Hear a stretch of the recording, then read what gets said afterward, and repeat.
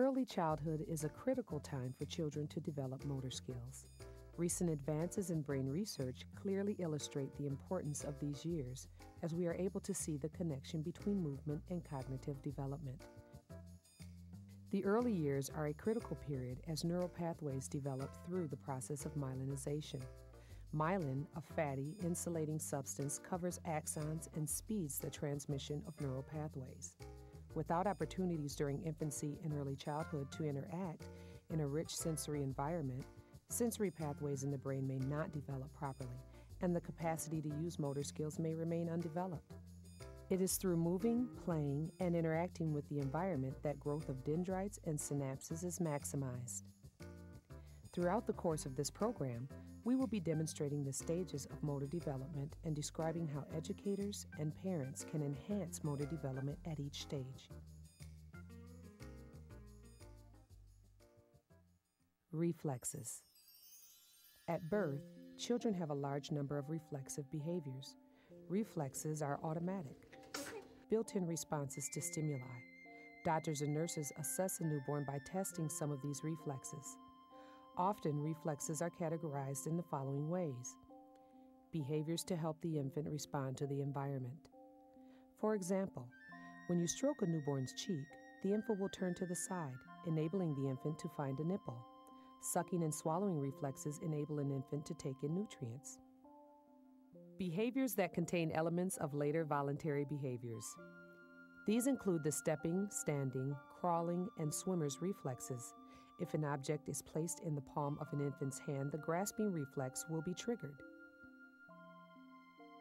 Primitive defensive reactions. A reflex that is typically measured in newborn and well baby checkups is the Moro reflex. This startle reaction is a response to a sudden, intense noise or movement. When startled, the newborn arches her back, throws back her head, and flings out her arms and legs. Then she rapidly closes her arms and legs to the center of her body. Each reflex has its own developmental course starting at different gestational ages. Some reflexes persist throughout life, such as coughing, yawning, and blinking reflexes. Other reflexes disappear, typically between 3 and 6 months. It is believed that as the development of the brain progresses, voluntary movements take over and the reflexes are suppressed. Doctors continue to assess these reflexes during routine well baby checkups to make sure that particular reflexes disappear as scheduled. This tells us that the infant's nervous system is developing normally. Pre-locomotor. There are 2 principles that guide both physical growth and the development of motor skills. The first one is called cephalocaudal. Literally, this means from head to tail. The principle is very clearly illustrated when you watch infants move through the pre-locomotor stage and study the development of posture. For example, at 6 weeks, this child is just barely able to lift her head. At 5 months, this child is able to easily lift his head and is beginning to lift his chest as well. At 8 months, this child lifts her head, chest, and stomach off the ground. Parents and caregivers can lay on the floor next to the baby and encourage her to lift her head by talking to her and giving her interesting things to look at. During the pre-locomotor stage, infants are also learning to move. This illustrates the second principle, proximodistal development. At 5 months, this child is attempting to roll over. The infant will struggle with the positioning of arms and legs and is basically moving from the trunk of the body.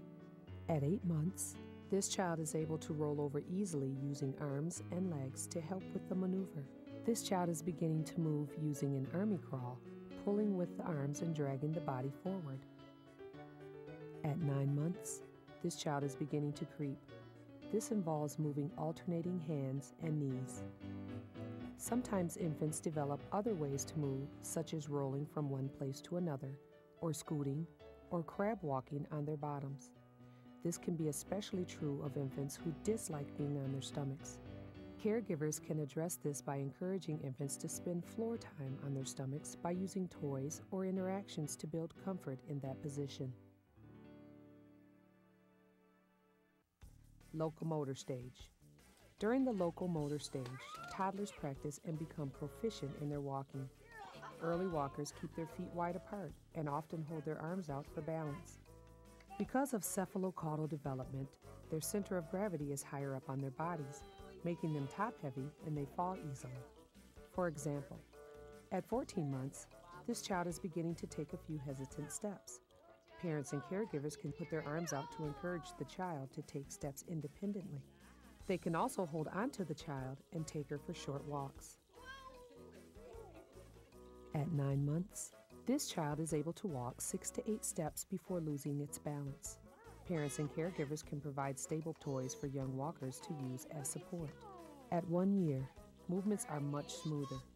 Parents and caregivers can provide clear, level surfaces to walk across. At 14 months, this child walks proficiently and is able to walk around obstacles and maintain balance. In just a couple of short months, walking skills have improved dramatically.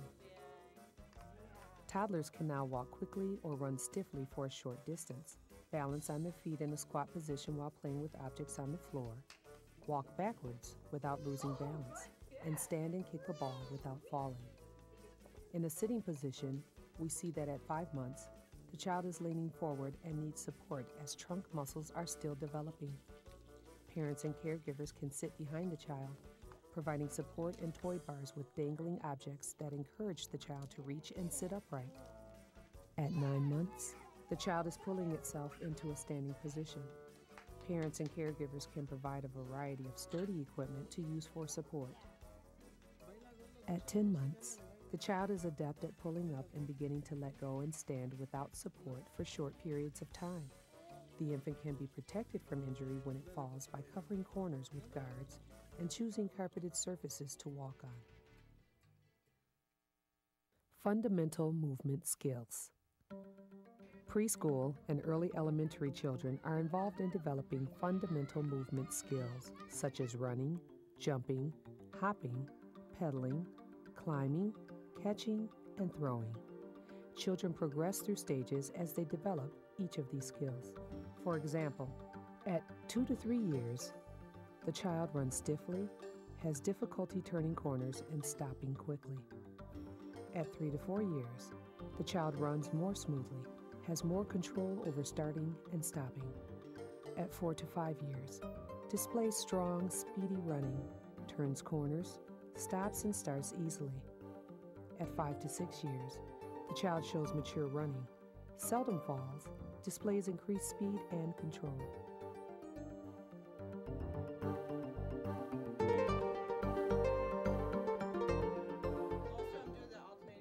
At 2 to 3 years, the child jumps off bottom step with both feet.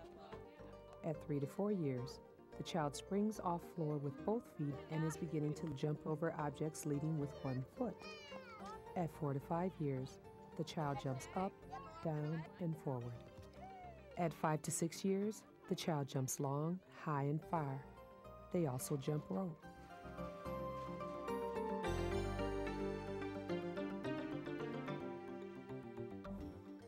At 2 to 3 years, the child tries climbing to the top of equipment. They often have trouble going over and climbing down. At 3 to 4 years, the child climbs up and down ladders, jungle gyms, slides, and trees. At 4 to 5 years, the child climbs up and down ladders, jungle gyms, slides, and trees with increased proficiency, greater speed, and agility. At 5 to 6 years, the child displays mature climbing in an adult manner.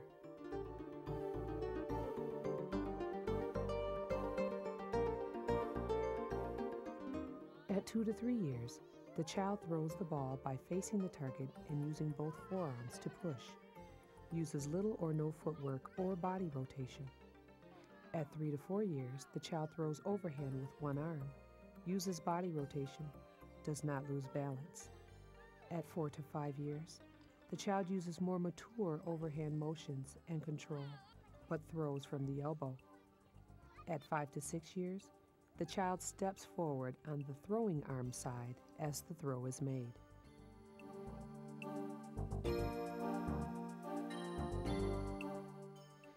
At 2 to 3 years, the child uses hands and arms as a single unit in an attempt to trap the ball against the body. At 3 to 4 years, The child bends their arms at the elbows to trap the ball against the body. At 4 to 5 years, the child uses their hands to catch the ball. At 5 to 6 years, the child places their feet wide apart in anticipation of needing to move to catch the ball. The child will also close its hands around the ball. Motor and skill-related fitness. Basic to all children's skill development are the components of motor and skill-related fitness.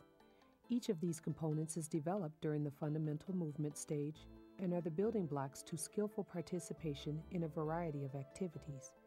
These components also serve as the foundation for mastering activities that older children and adults engage in. Motor fitness components include agility. This is the ability to change the movement direction of the entire body in space, both rapidly and accurately. This is essential in simple games such as tag and in sports such as soccer or tennis. Balance. This involves maintaining equilibrium both while standing still or moving.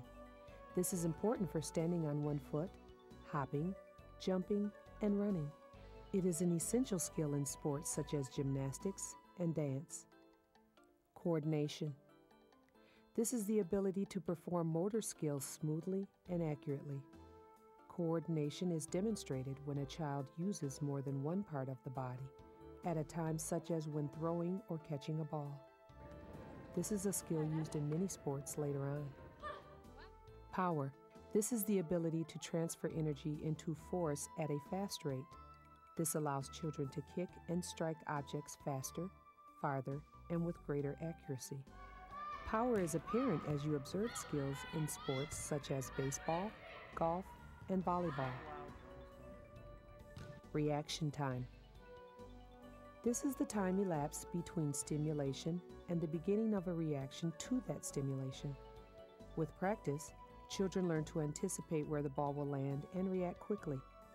Speed. This is the ability to perform a movement in a short period of time. Children are fascinated with speed and often experiment to see how fast they can move. Speed is a factor in sports such as track and swimming. Specific skills stage. By age 7, most children have mastered the fundamental movement behaviors.